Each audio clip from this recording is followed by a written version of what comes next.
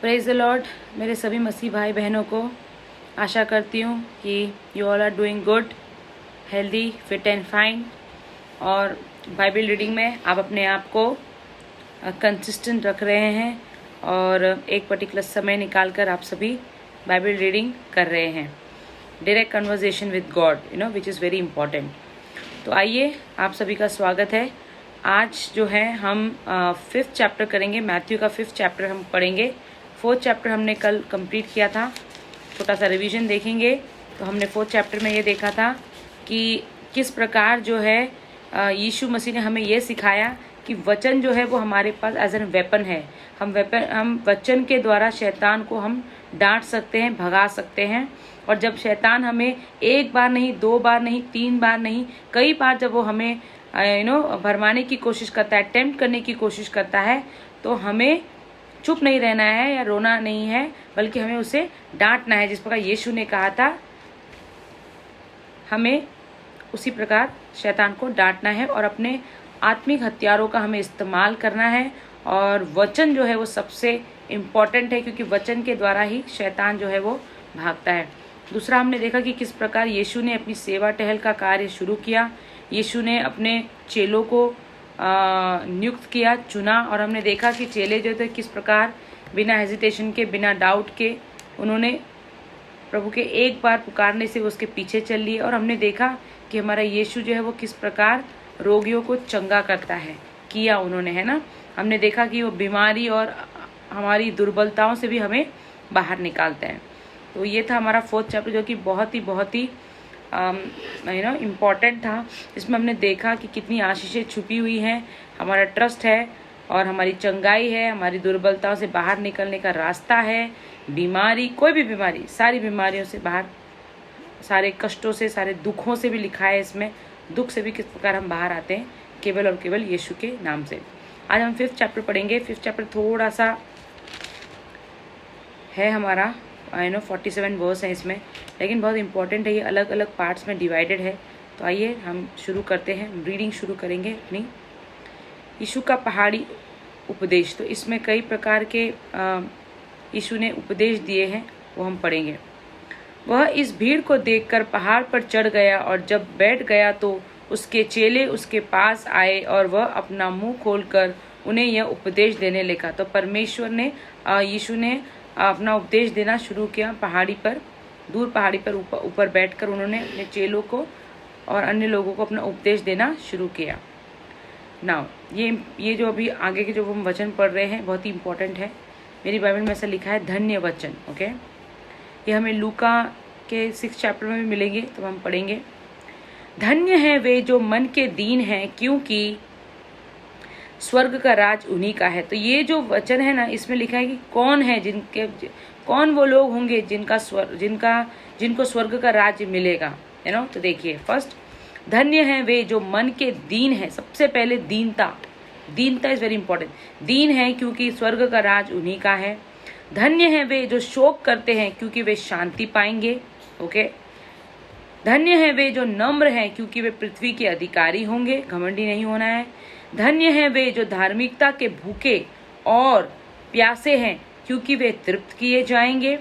धन्य है वे जो दयावंत हैं, क्योंकि उन पर दया की जाएगी। धन्य है वे जिनके मन शुद्ध हैं, क्योंकि वे परमेश्वर को देखेंगे। धन्य है वे जो मेल कराने वाले हैं, क्योंकि वे परमेश्वर के पुत्र कहलाएंगे।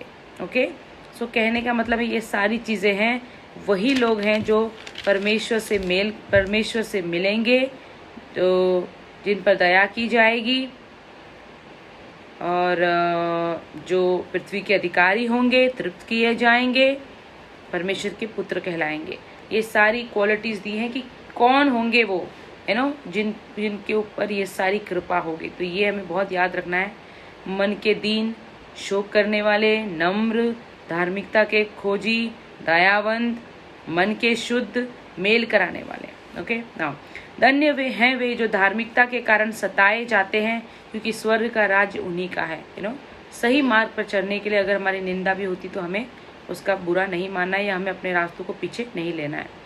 धन्य हो तुम जब मनुष्य मेरे कारण तुम्हारी निंदा करे और सताए और झूठ बोल बोल कर तुम्हारे विरुद्ध में सब प्रकार की बुरी बातें कही। यदि मतलब यीशु के कारण अगर हमारे पास सताव भी आता है तो हम धन्य हैं, क्योंकि तब आनंदित और मग्न होना, क्योंकि तुम्हारे लिए स्वर्ग में बड़ा फल है।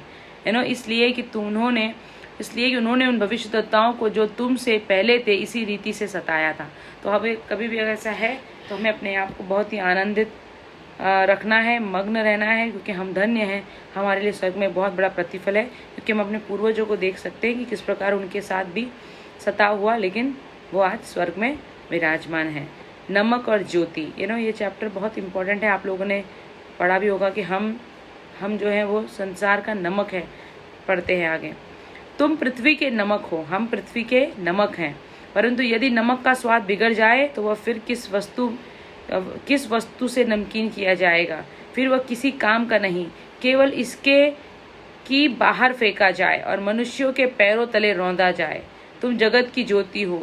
तो पहला कहा है कि हम पृथ्वी के नमक है। नमक इन द सेंस, नमक जो होता है, चाहे खाना कितना भी टेस्टी क्यों ना हो, जब तक उसमें नमक नहीं पड़ता वो स्वाद नहीं देता।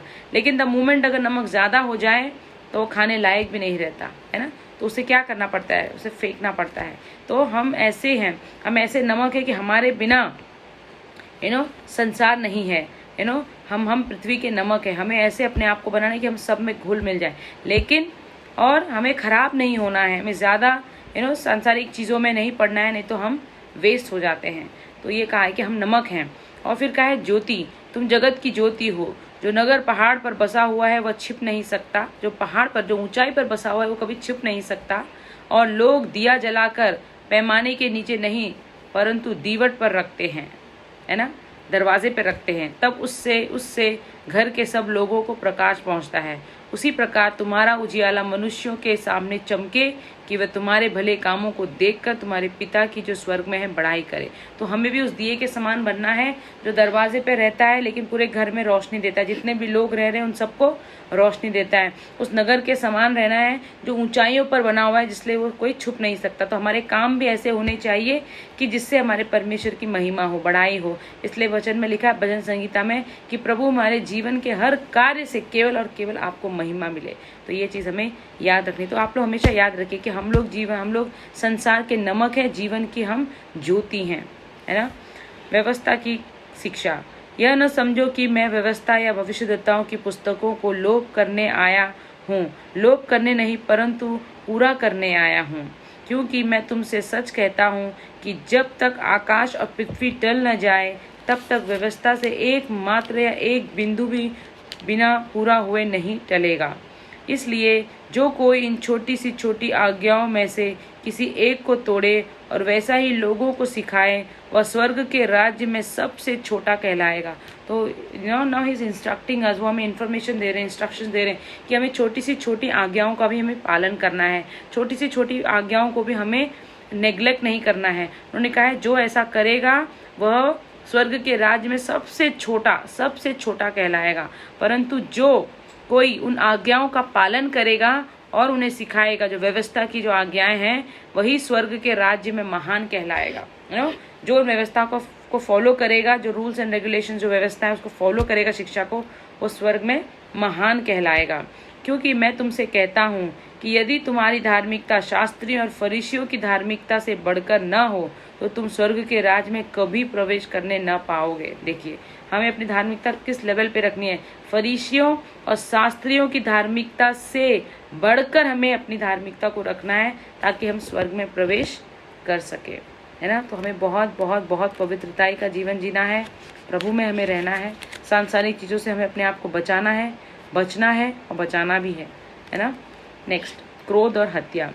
तुम सुन चुके हो कि पूर्व काल के लोगों से कहा गया था कि हत्या न करना, और जो कोई हत्या करेगा वह कचहरी के दंड के योग्य होगा, पुराने टाइम पर। परंतु मैं तुमसे यह कहता हूँ कि जो कोई अपने भाई पर क्रोध करेगा वह कचहरी में दंड के योग्य होगा, और जो कोई अपने भाई को निकम्मा कहेगा वह महासभा के दंड के योग्य होगा, और जो कोई कहे अरे मूर्ख, वह नरक की आग के दंड के योग्य होगा। इसलिए यदि तू अपनी भेंट वेदी पर लाए और वहां तू स्मरण करे कि तेरे भाई के मन में तेरे लिए कुछ विरोध है, तो अपनी भेंट वहीं वेदी के सामने छोड़ दे और जाकर पहले अपने भाई से मेल मिलाप कर और तब आकर अपनी भेंट चढ़ा। जब तक तू अपने मुद्दई के साथ मार घी में है, उससे झटपट मेल मिलाप कर ले। कहीं ऐसा न हो कि मुद्दई तुझे हाकिम को सौंपे और हाकिम तुझे सिपाही को सौंप दे और तू बंदी गिरह में डाल दिया जाए। मैं तुझसे सच कहता हूँ कि जब तक तू कोड़ी कोड़ी भर न दे तब तक वहां से छूटने ना पाएगा। तो देखिए issue is he is giving very clear instructions कि ही वांट्स अस कि हम प्यार में रहे, हम भाईचारे में रहे। वो ये कह रहे हैं कि हत्या करना तो दूर की बात है, जो पुराने जो पहले व्यवस्था में किया गया था। He is even talking about not even behaving bad to our brother. अपने भाई के साथ, अपने पड़ोसी के साथ हमें ना उसे बुरा कहना है, ना हमें, मतलब कहने का मतलब है कि he wants us to be one, और उन्होंने कहा है अगर कोई मन में पाप रखकर अपने परिवार वालों के लिए, अपने भाई के लिए, अपनी बहन के लिए मन में परिवार रखकर अगर तुम बड़ी से बड़ी भेंट भी देते हो तो वो भेंट स्वीकारी नहीं जाएगी। पहले जैसे कि लिखा है ना यहाँ पर कि धन्य है वे जो मन के दीन है, तो पहले हमें अपने आप को दीन बनाना है। अपने परिवार जनों के साथ हमें दीनता से रहना है, नम्रता से रहना है, प्यार से रहना है, धार्मिकता में रहना है, दयावंत रहना है, मेल कराने में रहना है, तभी हमारी भेंट भी स्वीकार होती है। वरना प्रभु ने कहा है अपनी भेंट जो है वहीं रख दे, वो हमारी भेंट भी स्वीकार नहीं करता। तो हमें अपने मन को, इसलिए हमने जो पढ़ा था 3rd चैप्टर में कि मन फिराओ, प्रभु का राज्य निकट है। तो मन फिराओ कैसे? जैसे जो उस प्रकार का फल भी लाए। तो प्यार, दया, दीन, धार्मिकता, ये सब चीजें हमें अपने अंदर रखनी है। व्यभिचार, तुम सुन चुके हो कि कहा गया था व्यभिचार न करना, परंतु मैं तुमसे यह कहता हूँ कि जो कोई किसी स्त्री पर कुदृष्टि डाले वह अपने मन में से उससे व्यभिचार कर चुका है। तो पहले जैसे कहा था कि व्यभिचार मत करना, लेकिन प्रभु यीशु मसीह कहता है व्यभिचार करना तो दूर की बात, तुम अपने मन में भी अगर किसी दूसरी स्त्री को देखकर अगर उसके प्रति कुदृष्टि डालते हो तो वो भी गलत है ना। तुम अपने मन में व्यभिचार कर चुके हो। यदि तेरी दाहिनी आंख तुझे ठोकर खिलाए और तू उसे निकाल कर फेंक दे, क्योंकि तेरे लिए यही भला है कि तेरे अंगों में से एक नष्ट हो जाए और तेरा सारा शरीर नरक में डाला जाए। यदि तेरा दाहिना हाथ तुझे ठोकर खिलाए तो उसको काट कर फेंक दे, क्योंकि तेरे लिए यही भला है कि तेरे अंगों में से एक नष्ट हो जाए और तेरा सारा शरीर नरक में न डाला जाए। तो यहाँ पर ये सच में इसको फिजिकली काटने की बात नहीं हो रही, आंखों को या हाथों को। कहने का मतलब ये कि हमें अपने टेम्पटेशंस पे नियंत्रण रखना है। प्रभु ने हम आगे पढ़ेंगे कि कई बार ये बताया है कि टेम्पटेशंस होते हैं, टेम्पटेशंस आते हैं, शैतान का काम ही है टेम्प्ट करना, लेकिन हमें किस प्रकार अपने टेम्पटेशंस को कंट्रोल करना है। हमारी आंखों को हमें कैसे कंट्रोल करना है, हमारे हाथों को हमें कैसे कंट्रोल करना है, चोरी करने से, बुराई करने से, आंखों को बुरी चीजें देखने से, कानों को बुरी चीजें सुनने से, है ना। हमें अपने आप को कंट्रोल करना है, अपने टेम्पटेशंस को हमें कंट्रोल, अपने लिमिट्स हमें बनानी है। वो ये कह रहे हैं कि वो ये कह रहे हैं कि अगर तुम ये नहीं कर सकते तो तुम्हारी आंख जो है वो बेकार है, उसको निकाल बाहर करो। कहने मतलब ऐसी चीजों को अपने अंदर से निकालो, ऐसी आदतों को अपने अंदर से निकाल के काट के बाहर फेंको। कहीं ऐसा ना हो कि उसकी वजह से तुम्हारा पूरा का पूरा शरीर जो है वो नर्क की अग्निकुंड में फेंका जाए। तो हमें व्यभिचार से हर एक जन को व्यभिचार से अपने आप को दूर रखना है। करने की बात नहीं, यहाँ पे देखकर अगर हमने किसी के ऊपर कोई बुरी दृष्टि डाली तो भी वो कह रहे हैं कि मन में तुम व्यभिचार कर चुके हो। तो अपनी आंखों को संभालना है, अपने कानों को संभालना है, अपने मुंह को संभालना है ना, अपने हाथों को संभालना है कि इनसे कोई बुरे कार्य ना हो, व्यभिचार के कार्य ना हो, बुरी गंदी चीजें ना हो। हमें इन्हें कंट्रोल में रखना है, लिमिट्स में रखना है। अगर हम ऐसा नहीं कर सकते, अगर हमारी आंख हमारे ही वश में नहीं है तो उसे निकाल बाहर करो। कहने का मतलब ये है ना। तो we have to be very very careful when it comes to the righteousness, है ना। धार्मिकता का जीवन, पवित्रता का जीवन बहुत बहुत इंपॉर्टेंट है। प्रभु का वचन कहता है कि व्यभिचार करने से वो अपने ही आत्मा का, है ना, अपने ही आत्मा के लिए वो बुरा कर रहा है, अपनी आत्मा को मार रहा है वो। नाउ तलाक, यह भी कहा गया था जो कोई अपनी पत्नी को तलाक देना चाहे तो उसे त्याग पत्र दे, परंतु मैं तुमसे यह कहता हूँ कि जो कोई अपनी पत्नी को व्यभिचार के सिवा किसी और कारण से तलाक दे तो वह उसे व्यभिचारी करवाता है, और जो कोई वह उस त्यागी हुई से विवाह करे वह व्यभिचार करता है। तो जैसे कि कहा है कि पुराने नियम में कहा था कि भाई जो कोई अपनी पत्नी को तलाक देना चाहे वो तलाक, लेकिन न्यू टेस्टमेंट में ऐसा नहीं है। यीशु मसीह ये कहते हैं कि तलाक की बात तो दूर है कि जो कोई भी आदमी अपनी पत्नी को अगर त्यागता है तो वो भी गलत है ना। और कहा है पत्नी को भी किसी व्यभिचार में नहीं पड़ना है, तो मतलब कपल्स के लिए कहा है कि we have to be honest to each other, एक दूसरे को हमें एक दूसरे के साथ चीट नहीं करना है। और चीट करने का कारण भी यहाँ पे दिया हुआ है कि किस प्रकार हमें चीट नहीं करना है, और चीट करे लोगों को अगर छोड़ते हैं, अगर उनके साथ कोई रिश्ते बनाते हैं तो वो भी एक प्रकार उसके पाप के भागी हो जाते हैं, है ना। शपथ, फिर तुम सुन चुके हो कि पूर्व काल के लोगों से कहा गया था, पुराने ज़माने के, कि झूठी शपथ न खाना। पुराने लोगों को ये साफ साफ कहा गया था कि कोई भी झूठी बात की शपथ न खाना, झूठी बात की गवाही न देना, परंतु प्रभु के लिए अपनी शपथ को पूरी करना।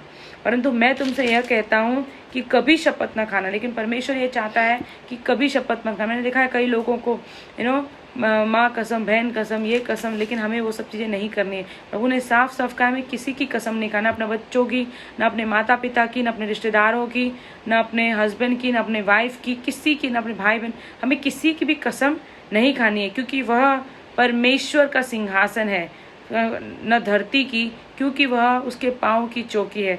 कहा है कि तो न तो तुम स्वर्ग की कसम खाना, क्योंकि वह स्वर्ग जो है वो परमेश्वर का सिंहासन है, तो तुम उसकी कसम नहीं खा सकते।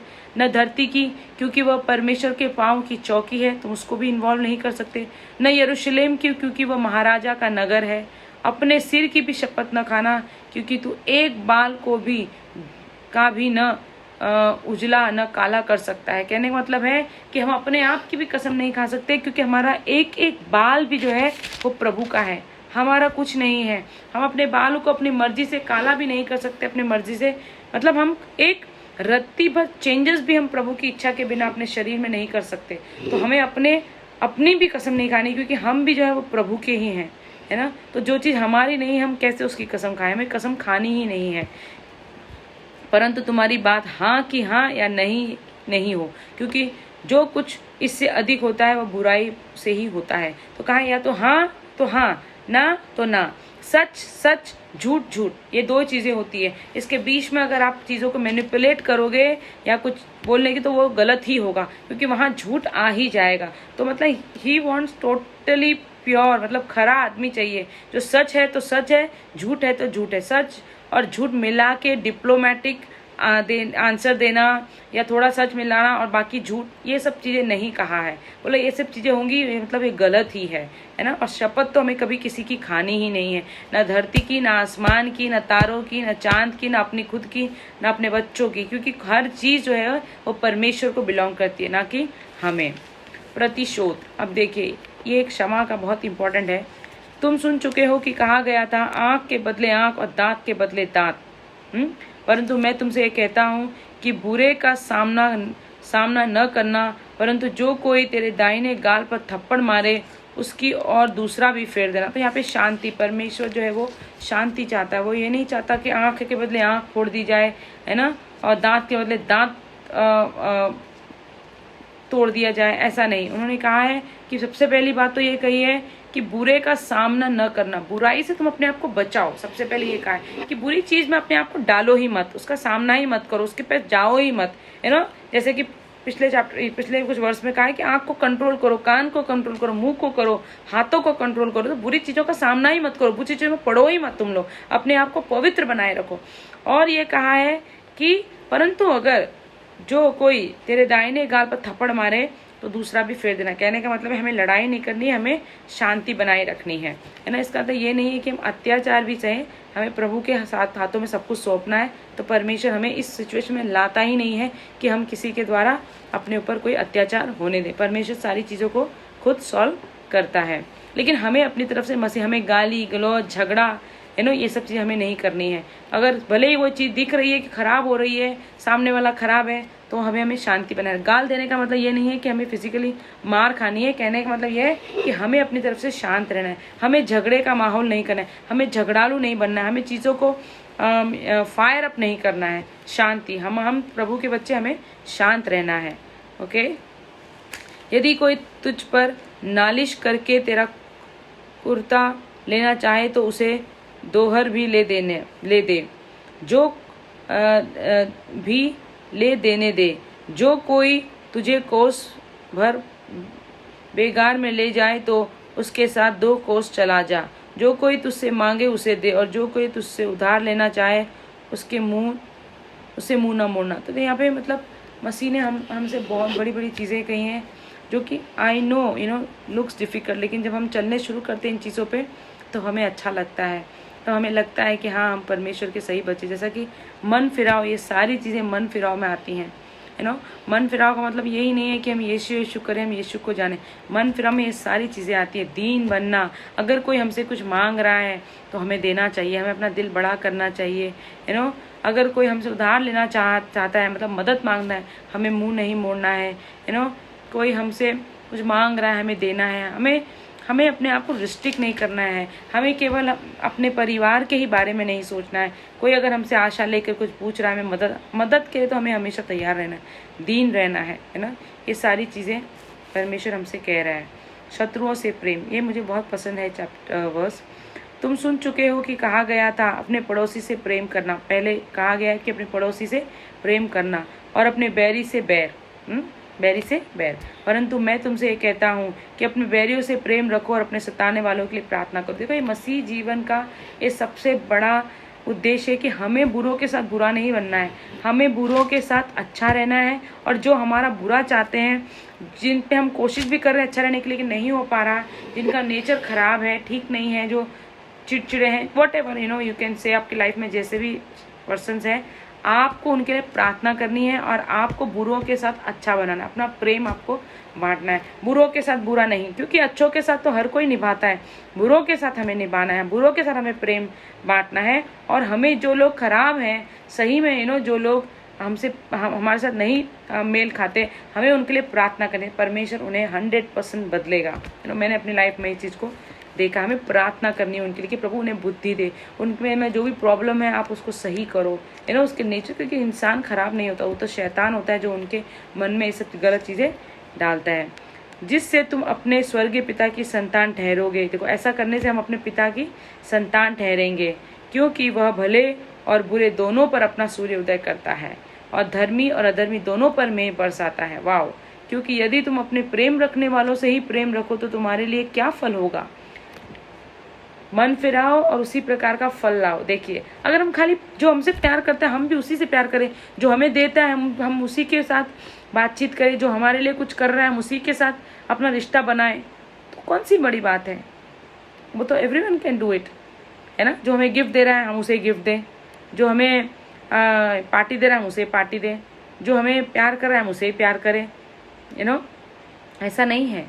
हमें अपने बैरियों के साथ भी प्रेम रखना है ना। हमें दूसरों की मदद करनी, हमेशा मदद के लिए तैयार रहना है ना, ताकि हमारा फल हमें मिले। क्योंकि यदि तुम अपने प्रेम रखने वालों से ही प्रेम रखो तो तुम्हारे लिए क्या फल होगा। अगर हम जो हमसे प्यार करते हैं हम उससे प्यार करें तो क्या फल होगा हमारे लिए? नथिंग। क्या महसूल लेने वाले भी ऐसा नहीं करते? सही बात है। तो जो लोग इंटरेस्ट लेते हैं वो भी तो ऐसे ही करते हैं, है ना। तो उसमें हमारा कोई फल नहीं होगा, हमें कोई रिवॉर्ड नहीं मिलेगा, उसमें कोई स्पेशलिटी नहीं रहेगी। हम प्रभु के बच्चे नहीं हैं उसमें, क्योंकि वो तो हर एक जन करता है।